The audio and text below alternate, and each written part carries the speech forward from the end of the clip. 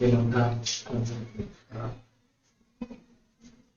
باللہ من الشیطان الرجیم بسم اللہ الرحمن الرحیم الحمد للہ رب العالمین وصلی اللہ علی محمد وآلہ الطاہرین. اللهم صل على محمد وعلى محمد وارزقنا. السلام علیکم ورحمۃ اللہ وبرکاتہ. وعلیکم السلام ورحمۃ اللہ وبرکاتہ. خیریت سے ہیں آپ؟ بس ایک ہی انسان کلاس میں. خیریت سے ہیں آپ سب لوگ؟ ٹھیک ہیں جی الحمدللہ مولانا.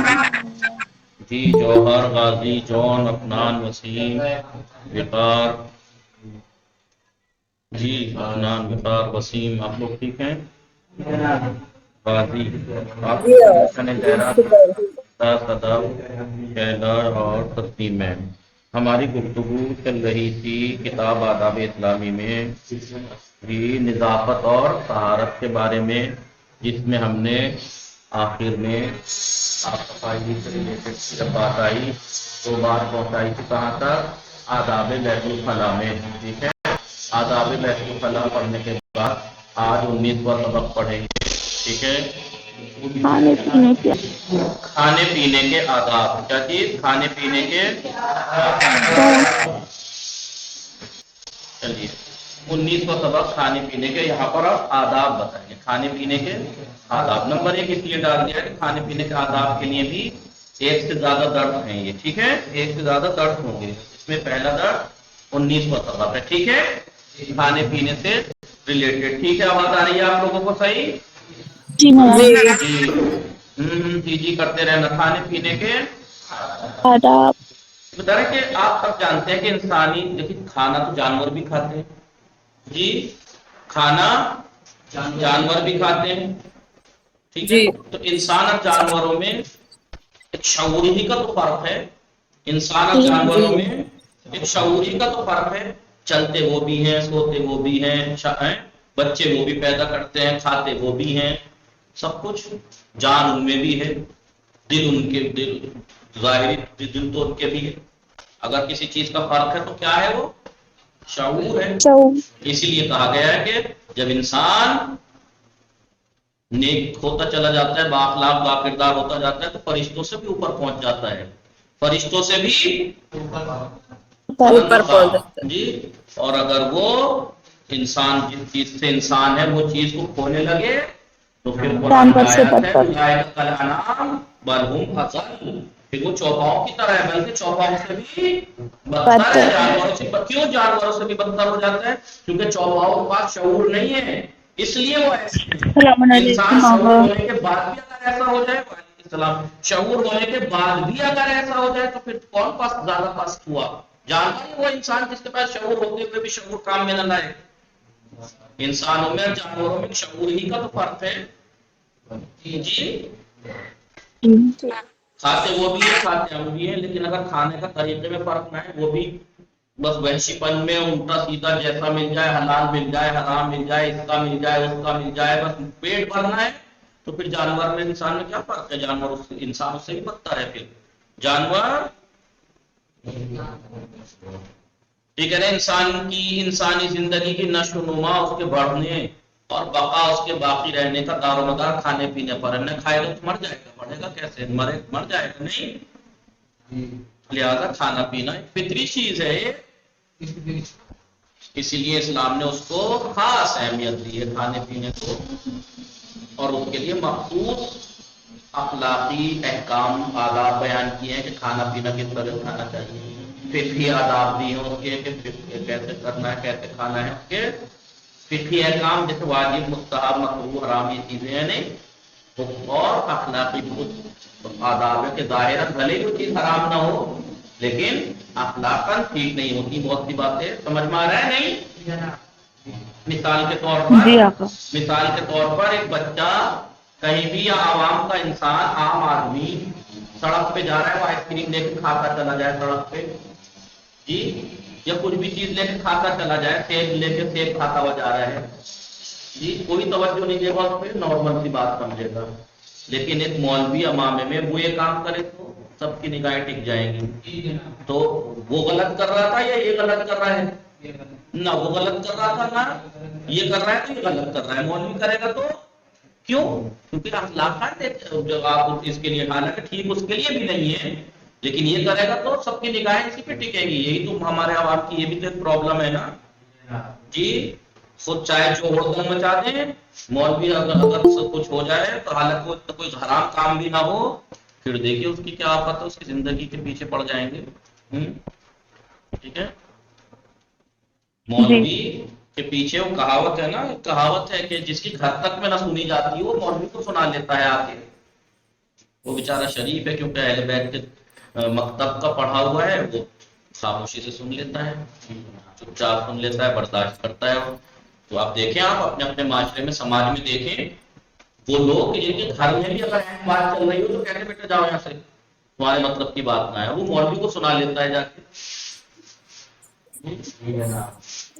ویسے کہتے ہیں کہ آسان ٹارگیٹ ہے.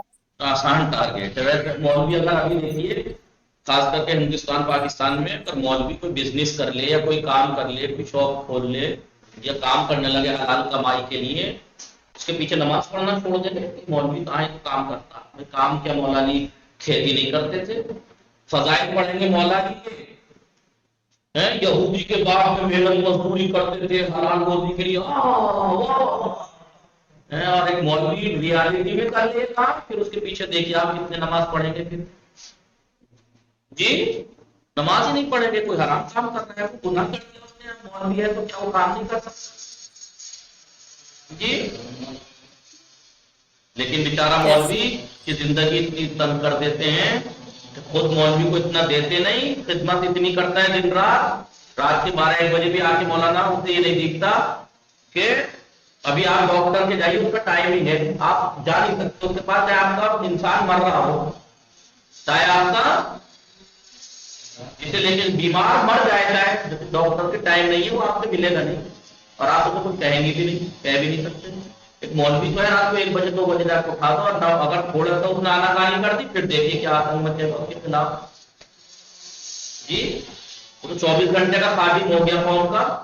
قوم جو ہے وہ اپنے بچوں کو اگر 30,000 40,000 منتھلی کم سے کم، سالانہ کم سے کم جو ہے ان کی فیس ہوتی ہے جی. مولوی کیا مولوی کے بچے نہیں ہوتے؟ وہ نہیں پڑھانا، اسے نہیں پڑھانا چاہیے اپنے بچے کو، لیکن نہیں، کام بھی نہیں کر سکتا، نماز پڑھنی چھوڑ دے گے. اتنا دیر خیال رکھتے نہیں مولوی کا، پھر کیا ہوگا؟ اسی لیے کہا گیا کہ جب جس قوم کا رہبر ہی قوم کا رہبر ہوتا ہے، ایک مولوی، ایک عالم دین قوم کا. اس لیے آپ باہر ملکوں میں دیکھیں کتنا کہ بھائی، اور معصومین کی حدیث تک ہیں کہ بھائی اپنے رہبر کو اتنا اوپر رکھو، اتنا عالی شان رکھو کہ اسے بولنے کی ضرورت رہے، ورنہ اگر اسے پتا ہے کہ میرے فائدے اس سے مربوط ہیں، میں نے اگر کچھ بول دیا تو یہ مجھے نکال دیں گے یا میرے خلاف بھی کر دیں گے، تو تب تو ہم بول نہیں پائے گا کبھی جی. اور ڈرے ہوئے جی رہبر کی قوم بزدل وہ ہمیشہ ٹھوکریں ہی کھاتی ہے، اور اسے کون کرتا ہے؟ عوام کرتی ہے، عوام کرتی ہے. ٹھیک ہے، اسے مجبور کر دیتی ہے، اس کے خلاف اتنے چھوٹے چھوٹے فتنے فساد کر دیں گے کہ وہ آخر میں جو لوگ اس کے ساتھ بھی تھے، حق پسند انصاف پسند بھی تھے، وہ بھی کہتے ہیں مولانا ٹھیک ہے آپ کی کوئی غلطی ولطی نہیں، کچھ نہیں، لوگ غلط ہیں، لیکن پھر بھی آپ کا جانا ہی بہتر ہے. پھر یہ ہو جاتا ہے.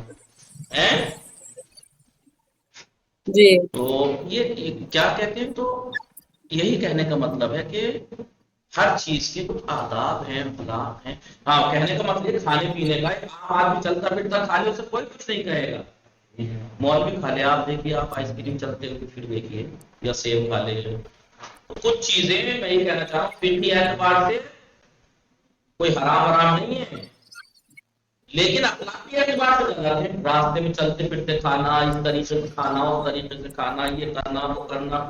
تو اس لیے کہنا کہ اسلام ایک اتنا جامع مکمل دین ہے کہ اس نے کھانے پینے کی اہمیت دی ہے، لیکن اس کے لیے مخصوص اخلاقی آداب بھی بیان کیے ہیں، فقہی آداب بھی بیان کیے ہیں. اور جیسا کہ ہم پہلے بھی عرض کر چکے ہیں کہ اگر ان آداب پر اچھی طرح عمل کیا جائے تو نہ صرف ایک مسلمان بلکہ پورا اسلامی معاشرہ بڑے سکون کے ساتھ پاک و پاکیزہ زندگی بسر کر سکتا ہے. اسلامی نقطۂ نظر کے مطابق جی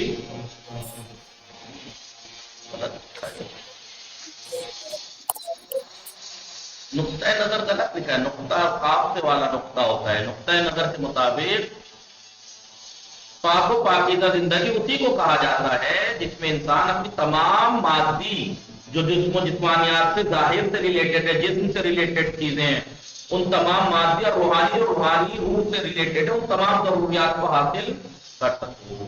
انشاءاللہ ہم آئندہ کچھ اسباق میں سبقوں میں ہم آپ کو کھانے پینے کے بارے میں اسلامی تعلیمات سے آگاہ کریں گے کہ اسلامی کیا تعلیمات ہیں کھانے پینے کے بارے میں. سمجھ میں آ رہے ہیں؟ جی. پہلا جی حلال اور پاک کھانا. حلال اور پاک کھانا. یاد سمجھ میں آ رہا ہے آپ کو؟ کھانا جو ہے وہ حلال ہونا چاہیے اور پاک ہونا چاہیے.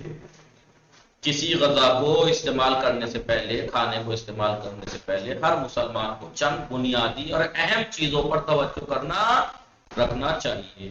نمبر 1، غذا حلال ہونی چاہیے. غذا حلال ہونا حلال چاہیے. ہونا چاہیے. اسلام میں حرام چیزوں کا استعمال ممنوع ہے، منع ہے. مردار کا استعمال منع ہے، سور کا گوشت منع ہے، شراب منع ہے، حرام ہے.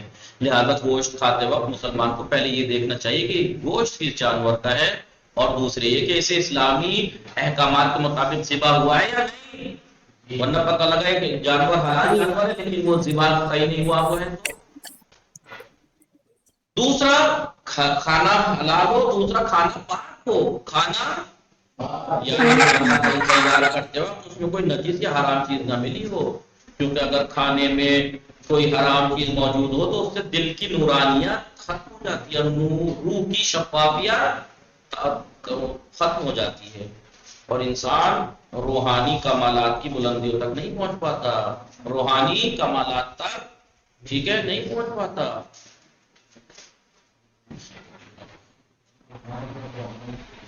یہی وجہ کہ اسلامی منابع میں، اسلامی کتب میں جو منابع ہیں، کتابیں وغیرہ، یہ سب اس میں بازار کے بنے ہوئے کھانے سے پرہیز کی تاکید کی گئی ہے. اسلامی آپ دیکھ لیں جتنے میں دیکھیں اکثر یہ کہا جاتا ہے کہ باہر کے کھانے سے بچو، اور آج کیا حالات ہیں. یہ تو اس لیے ہے کہ کہیں غلط نہ ہو. اور آج ہمیں پتا ہے کہ کس کی دکان ہے، کیسا ہوگا، کیا ہوگا، نجس ہے، سب جانتے ہیں. اور آپ دیکھیے پارٹی کہاں ہو رہی ہیں، جی میک ڈونلڈ باہر. اور فلانا ڈھمکانا، ان پہ اس پہ معلوم ہے ہمیں کہ نجس ہیں. بتائیے کون ایسا ہے عوام میں جسے نہ پتا ہو، لیکن کھا رہے ہیں. تو آپ بتائیے معاشرے میں فساد برپا ہوں گے نہیں ہوں گے؟ روحانی گندگی انسان میں آئے نہیں آئے گی؟ لوگ اتنی پستی کی طرف آج کل کے لڑکی لڑکا کیوں جا رہے ہیں؟ کیونکہ ان کی روحیں گندی ہو گئی ہیں. ٹھیک ہے، کیوں؟ کیونکہ بھائی آپ غلط کھا رہے ہو، آپ غلط کھا رہے ہو. طہارت و نجاست کا کوئی خیال نہیں ہے، حلال و حرام کا کوئی خیال نہیں ہے. جی آج جی اگر پارٹیاں بھی ہوں گی تو ایسی جگہ ہوں گی جہاں یقین ہے کہ یہاں پہ نجس ہوگا، کیونکہ اسلامی ملک تو ہے نہیں یہ کہ جہاں آنکھیں بند کر کے آپ. سمجھ میں آ رہا ہے آپ لوگوں کے؟ جی تو اب بتائیے اس کا اثر اس کی روح پہ انسان کی پڑے گا نہیں پڑے گا؟ لوگ کہتے ہیں کہ بھائی ہندوستان میں جو ہے وہ عالم اتنے بڑے مرتبے پہ کیوں نہیں پہنچ پاتے جلدی سے؟ کیونکہ کچھ چیزوں کا تعلق روح سے ہوتا ہے. ٹھیک ہے مجھے نہیں معلوم، ٹھیک ہے مجھے نہیں معلوم اس کھانے میں کیا ملا ہوا ہے، میں نے کھا لیا. لیکن آپ یہ بتائیے کہ اگر کھا لیا تو روح پہ تو اس کا پھر بھی اثر رہے گا، بھلے ظاہر طور پہ میرے لیے حرام نہیں ہوئی چیز. اگر آپ مجھے پانی لا دیں اور اس پانی میں نجاست ملا کے لا دیں مثلا، اب میں پی لوں، اسلامی حکم سے میں نے کوئی گناہ نہیں کیا، مجھے نہیں بتایا یہ ذمہ دار ہے، لیکن اس کا ظاہری اثر تو پڑے گا نا اس کا. اس کی مثال آپ ایسے دیکھیے، پانی میں یا شربت دیکھو یا آپ کو انار کا، اور اس میں شراب ملا کے لا دیں، شراب ملا کے لا دیں. ٹھیک ہے وہ گنہگار ہے جو لایا، میں نے پی لی، میں نے کوئی گناہ نہیں کیا کیونکہ اس نے مجھے دھوکہ دیا. لیکن شراب سے کیا اس کا مطلب یہ ہے کہ اگر میں نے گناہ نہیں کیا، حرام نہیں ہے، تو کیا نشہ بھی نہیں ہوگا؟ مجھے نشہ تو ہوگا نا. کیوں؟ کیونکہ بھائی وہ جو چیز ہے اس کے اندر اس کا اثر تو ہونا ہے.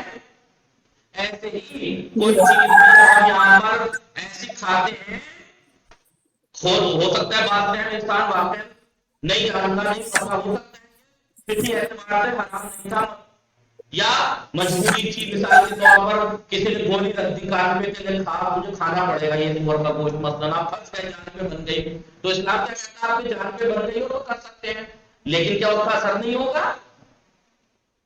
اثر تو ہوگا نا روح پہ، اس لیے کہا جاتا ہے۔ جی بہت سے لوگ آج کل وہ کرتے ہیں نا، کیا کرتے ہیں، جان بوجھ کے دین کو اپنے طور سے موڑنے کی کوشش کرتے ہیں۔ اب مولانا ہم نے کوئی دیکھا تھوڑی ہے، جان بھائی تمہیں پتا تو ہے نا کہ اپنے آپ کو انجان بنانے کی کوشش کر رہے ہیں، انجان بننے کی کوشش کر رہے ہیں، آپ کو نہیں پتا میرے میں کیا ہوتا ہوگا، یا فلانا میں کیا ہوتا ہوگا، یا فلانا ڈمکانے میں کیا ہوتا ہوگا، آپ کو نہیں پتا ہے ریسٹورینٹ میں کیا ہے، یہ کس کا ہے، کیسا ہے، کون کام کر رہا ہے، کیا ہے، نہیں پتا ہے نجیس ہوگا، پتا ہے، پتا ہے۔ تو یہ تو دونوں گناہ ہو گئے، یہ تو دونوں گناہ ہو گئے، دو نقصان ہو گئے، پتا ہے حرام کام ویسے کیا اور اس کا ویسے بھی اثر ہونا ہے۔ ایک ٹائم کو جیسے اگر کوئی دھوکے میں لا کے دے تو کم سے کم ظاہری کو گناہ نہیں کیا اس نے، اس کا اثر رہے گا، لیکن روح کی ترقی ضرور رک جائے گی، روح کی ترقی ضرور رک جائے گی۔ ضرور آپ ہو جائے دیکھیے جو عارف ہوتے ہیں، مجتہد ہوتے ہیں، یہ ہوتے ہیں، یہ ان چیزوں سے بھی بچتے ہیں، ان چیزوں سے بھی بچتے ہیں، تب جا کے روح کہیں کمال میں پہنچتی ہے، تب جا کے ہر مثلاً کوئی چیز اگر میرے لیے وقتی طور پر حلال ہو بھی جائے، حرام کی کوئی چیز حلال ہو بھی جائے کسی بھی مجبوری کے تحت، تو کیا اس کا اثر نہیں ہوگا؟ مثال میں نے شراب والی دی، کوئی شراب اگر ملا کے دے دے، مجھے تو نہیں پتا نا، میں نے تو مسلمان ہے بھروسہ کیا ہے، اس نے دھوکہ دیا، ٹھیک ہے، تو میں نے کوئی حرام کام تو نہیں کیا نا، لیکن کیا شراب کا اثر بھی نہیں ہوگا، مجھے نشہ نہیں ہوگا؟ نشہ تو ہوگا نا، وضعی اثر تو ہوتا ہے نا، یہ وضعی اثر تو ہوگا، وہ اپنا اثر دکھائے گا، اور روح یہی گڑبڑ ہوتی ہے، یہیں سے گڑبڑ شروع ہو جاتی ہے۔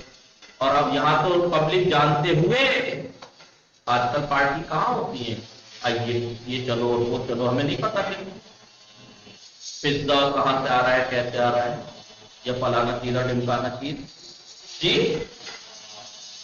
سمجھ میں آ رہا ہے میں کیا کہنا چاہ رہا ہوں؟ جی جی ہاں، خاص کر کے آن لائن جو لڑکیاں ہیں ان کو میں کچھ کسی طرح متوجہ کرنا چاہ رہا ہوں، کیونکہ بہت فسادات برپا ہو گئے ہمارے معاشرے میں، باہر کھاؤ، یہ کھاؤ، وہ کھاؤ، چلو جی آج پارٹی کرنے چلو، آج یہ کرنے چلو، آج یہ کرنے چلو، دیکھیے کاربار سے سب معلوم، ٹھیک ہے، تو یہ معلوم ہے نہیں ہے کہ یہاں گڑبڑ ہوگی، تو دھیان رکھنا چاہیے، اپنا بھی دھیان رکھیے، اپنے گھر والوں کا بھی دھیان رکھیے، کیونکہ مومن خالی اپنا ہی خیال نہیں رکھتا ہے، یا ایھا الذین آمنوا قوا انفسکم واہلیکم نارا، مسلمان اپنے آپ کو بھی اور اپنے گھر والوں کو بھی جہنم سے بچائے، ٹھیک ہے،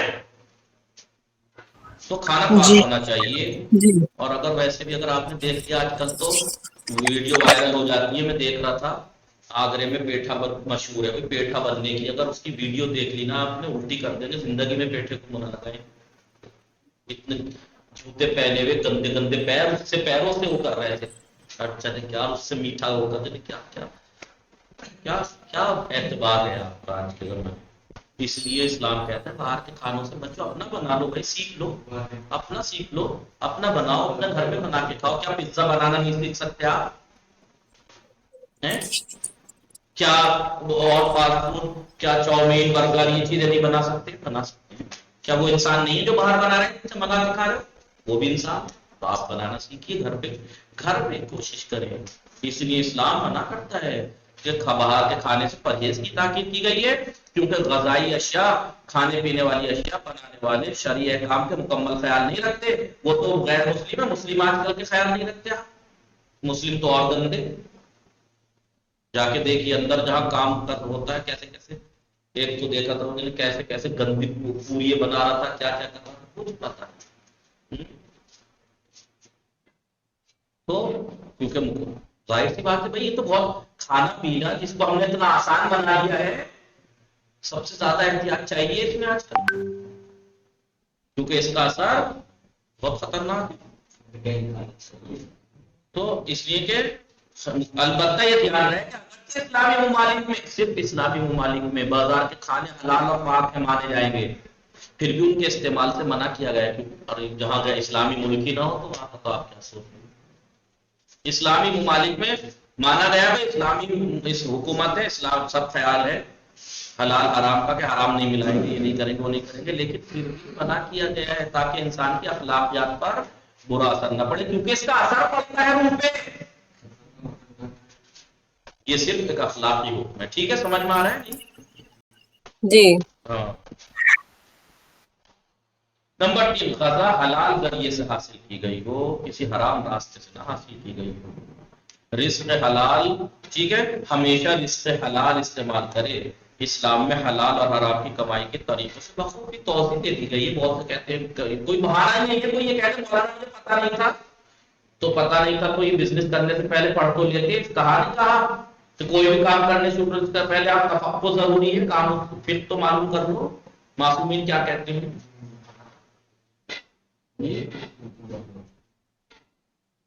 یعنی اسی طرح حلال طور پر حاصل کرنے کے بعد اس کو پاکیزہ بھی رکھنا ضروری ہے، یعنی شریعت نے ہمارے اموال میں جو خمس و زکوٰۃ واجب کی ہے اسے بھی ادا کرنا ضروری ہے۔ حلال ہے مال، سب کچھ ہے، وہ نجس ہو سکتا ہے، حرام بھی ہو سکتا ہے، کیونکہ آپ نے خمس نکالا ہی نہیں، پاک کب رہے گا، زکوٰۃ نکالی ہی نہیں۔ لہٰذا ہر مسلمان کو یہ دھیان رکھنا چاہیے کہ اس کی پوری کمائی بالکل حلال ہو اور اس کے کاروبار یا تجارت میں مال حرام شامل یہ نجس اور حرام نہ ہو کھانا۔ دوسرا، ہاتھ دھونا، اس کا تو بالکل ہی اب تو شاید لوگ دکھاوے کے لیے کچھ کرنے لگتے ہیں، لیکن گھروں میں پتہ لگتا ہے کہ باہر دکھا رہے ہیں یا حقیقت میں ہاتھ دھونے چاہیے۔ صبح سے شام تک انسان نہ جانے کتنے کام کرتا ہے جن سے اس کے ہاتھ گندے ہو جاتے ہیں، اور ظاہری بھلے میں ہاتھ گندے نہ ہو، میں روز سے دیکھیے آپ کیٹاڑو نظر آ سکتے ہیں، کیونکہ اب میں صبح سے روم سے نکلا ہوا ہوں، مثلاً یہاں ہاتھ لگائے وہاں ہاتھ لگائے، اس سے ملا اس سے کچھ بھی کیٹاڑو ایسے ایسے ہوتے ہیں۔ آج کل کتنی بیماریاں پھیلتی ہیں، آپ سب جانتے ہیں کہ اکثر بیماریاں پیٹ سے پھیلتی ہیں، اور پیٹ میں ساری بیماریاں ہاتھوں سے، کھانے سے، نہ کھا فروٹ دھو کے کھاتے ہیں نہ ہاتھ دھو کے، تو کیٹاڑو جائیں گے، ہوگا نہیں ہوگا؟ جی جی، تو ہاتھ گندے ہو جاتے ہیں، لہٰذا کھانا شروع کرنے سے پہلے ہر مسلمان کو ہاتھ دھونا ضرور دھونا چاہیے، جیسا کہ پیغمبر اکرم صلی اللہ علیہ وآلہ وسلم کا ارشاد گرامی ہے، الوضوء قبل الطعام ينفي الفقر۔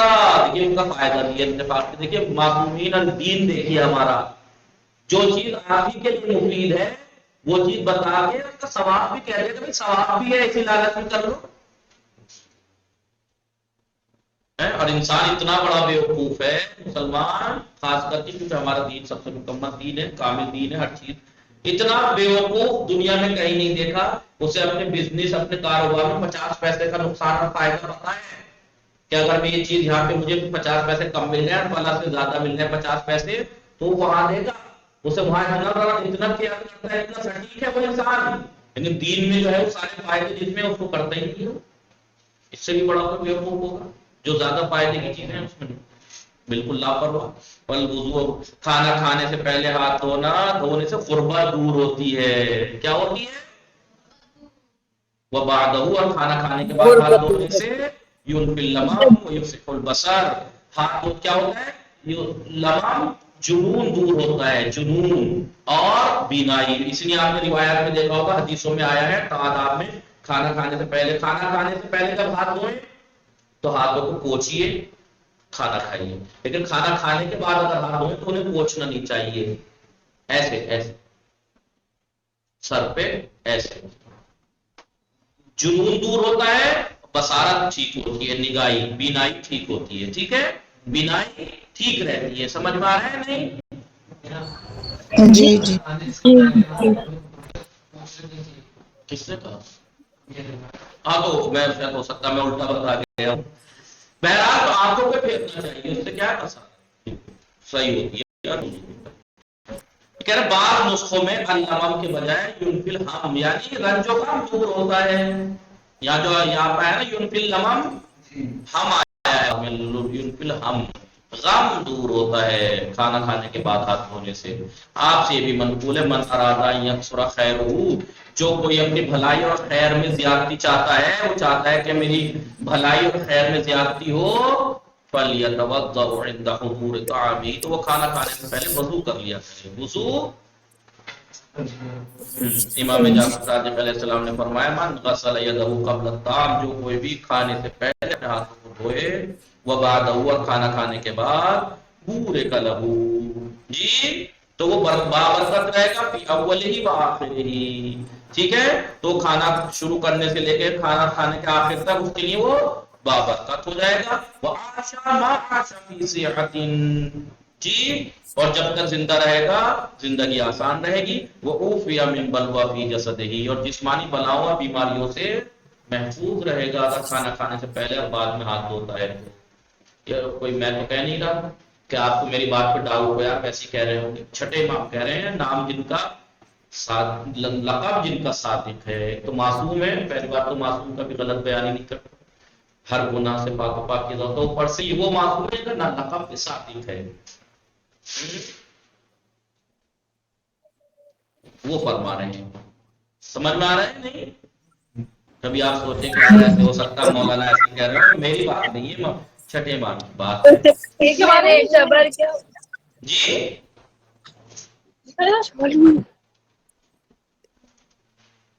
آپ ہی سے یہ بھی منقول ہے چھٹے امام امام جعفر صادق علیہ السلام سے، من غسل یدہ قبل الطعام، جو کوئی بھی کھانا کھانے سے پہلے اپنے ہاتھوں کو دھوئے،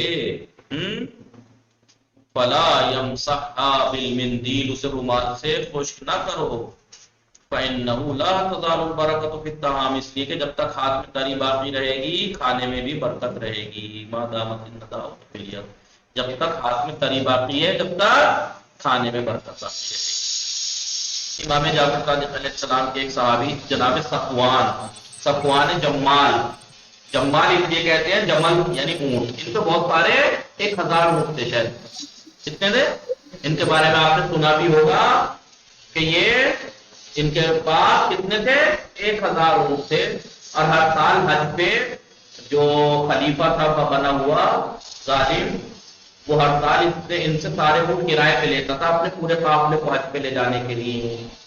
تو چھٹے امام کے پاس جب یہ گئے تو چھٹے امام آپ سے ناراض ہوئے، جس سے جناب صفوان سے، کہ صفوان مجھے پتہ لگا ہے کہ تم اپنے سارے اونٹ ایسے ایسے دے دیتے ہو، تو کہ ہاں مولا میں تھوڑی اس کے ساتھ ظلم کرتا ہوں، ظالم تو وہ ہے، وہ تو حج کے لیے لے جاتا ہے کوئی برے کام کے لیے تھوڑے، تو یہ کہ آپ اونٹ دے دو کس بھروسے کہ وہ تمہارے اس کا کرایہ دے، کہ ہاں، یعنی جب وہ حج پہ جاتا ہے تم اس امید میں رہتے ہو کہ وہ واپس آئے سلامت اور میں پھر وہ میرے پیسے دے، کہ ہاں، کیونکہ ظالم کی سلامتی چاہنے والا بھی ظالم ہے، ظالم کی اس کا مطلب تم اس کی سلامتی چاہ رہے ہو، تو کیا ہوا؟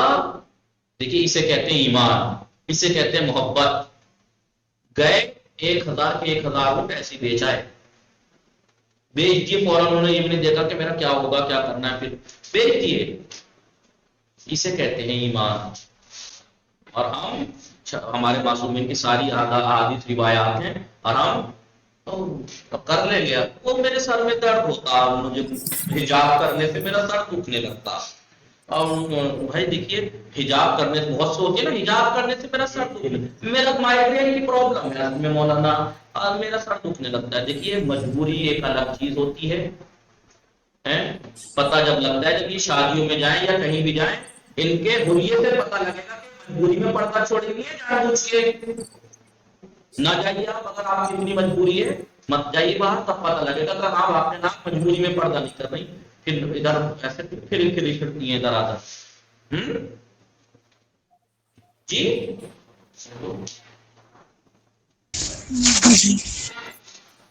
اگر یہ سفیان جمال جو تھا اس نے اونٹ دیتا تھا، نام بتانا اس کا؟ شاید کون تھا چھٹے امام کے زمانے میں، شاید ہارون یا کوئی خلیفہ تھا، دیکھ لیجیے گا چھٹے امام کے زمانے میں کون تھا۔ اچھا جی ٹھیک ہے ٹھیک ہے۔ تو یہ دیکھیں آپ، ایمان دیکھیے فوراً دیتا ہے، اور ہم معصومین کی حدیثیں روایات اور یہاں تک کہ قرآن کی باتیں جانتے ہوئے بھی ہم نہیں چھوڑ سکتے، ہم نہیں چھوڑ سکتے، ایک ایمان یہ بھی ہے، اور ہم دعویٰ کرتے ہیں ہم مسلمان اور ہم مومن اور ہم شیعہ اور ہم علی کے چاہنے والے، جہاں وہ وہاں ہم، کیونکہ تو وہاں پہ کوئی انہوں نے خیرات خانہ کھول رکھا ہے کہ آؤ کچھ بھی کرو، ننگا ناچ ناچو، ہم تمہیں بخشوا دیں گے.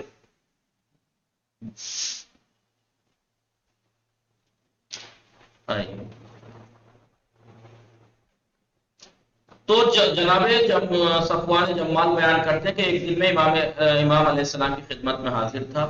جب دسترخوان بچھایا گیا تو ایک خادم نے برتن میں آپ کے ہاتھ دھلائے، آپ کے.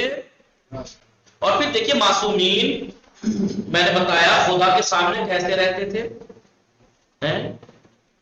معصوم تھے نا، کوئی گناہ بھی نہیں تھی کہ کر سکتے تھے، نہیں کیا کبھی کسی غلط کام نہیں، معصوم تھے. نبی اتنا کچھ معصوم، کائنات کی افضل ترین مخلوق ہمارے نبی سے بلند کوئی مخلوق ہی نہیں آئی ہے کائنات میں. وہ نبی خدا کی عبادتیں کیسے کرتے تھے کہ خدا کو کہنا پڑ گیا یا ایھا المزمل قم اللیل الا قلیلا، رات کو تھوڑا کم زیادہ کیجیے، عبادتیں کم کیا کیجیے. اب یہ سوچیے جو معصومین اللہ کی اتنا عزت و احترام کرتے ہوں، اتنے اس کے بندے ہوں، برداشت کر لیں گے کہ ہم خدا کی ساری توہینیں کر کر کے آ جائیں، وہ معاف کر دیں گے، کروا دیں گے جی. وہ معصوم ہو کے یہ حال ہے ان کا کہ قیامت کا برزخ کا جب ذکر آیا، جناب فاطمہ زہرا صلوات اللہ علیہ کے سامنے جب برزخ کا ذکر ہوا، شہزادی بے ہوش ہو کے گر گئی. فشار قبر کا جب نام آیا، برزخ کا جب آیا، بے ہوش ہو کے گر گئی. اور آپ کچھ بھی کر کے آ جائیں تو آپ یہ امید میں کہ شہزادی ماں شفاعت کر دیں گی، کرا دیں گی. یہ سوچتے ہوئے بھی ہمیں شرم آنی چاہیے نہیں آنی چاہیے؟ بے غیرتی پہ اس پہ اپنی جو ہم لوگوں نے بے غیرتی پال لی ہے پبلک نے کہ ہم تو شہزادی کے ماننے والے، شہزادی معاف کرا دیں گی. یعنی آپ نہ نماز پڑھو، نہ روزہ رکھو، عیاشیاں کرو، بدماشیاں کرو، کچھ بھی کرو، ہڑدنگ مچاؤ دین میں، اور امید ہے ہم تو شہزادی کے چاہنے والے، منہ پھیرنے کی یقین جاری ہے. اہل بیت کے پہلے ہم نے کہا تھا کہ ہم اہل بیت کے لیے جی زینت کا سبب بنو، ننگو آر شرمندگی کا سبب نہ بنو، اور ہم سارے کام شرمندگی کے کر کے جائیں اور ان سے جا کے کہیں ہم آپ کے ہیں. کہہ دیجیے ہم ایسے کیسے ہو سکتے ہیں ایسے لوگ ہمارے جی.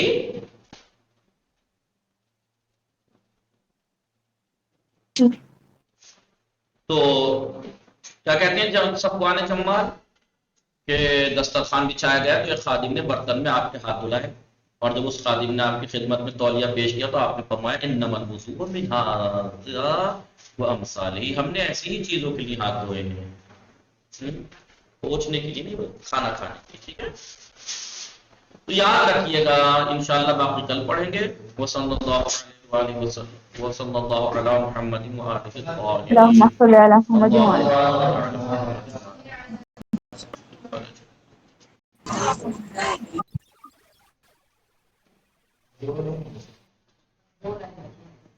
دو لائن بچی، ہاں اسے کہاں بچی. ہاں امام موسیٰ علیہ السلام کے ایک صحابی نے دیکھا کہ امام نے، ساتویں امام نے کھانے سے پہلے ہاتھ دھوئے اور انہیں خشک نہیں کیا، لیکن کھانے کے بعد ہاتھ دھو کر کپڑے سے خشک کر لیا. اس لیے آپ نے دیکھا ہوگا رواج ہے کھانا کھانے کے بعد تولیہ لے کے حاضر ہو جاتے ہیں جی. لیکن اس سے پہلے ہے کہ آنکھوں پہ پھیریے. ٹھیک ہے، لیکن کھانے سے پہلے جب ہاتھ دھوئیں انہیں خشک نہ کریں. ٹھیک ہے. وصلی اللہ علی محمد وآلہ الطاہرین. اللہم صل علی محمد وآلہ محمد.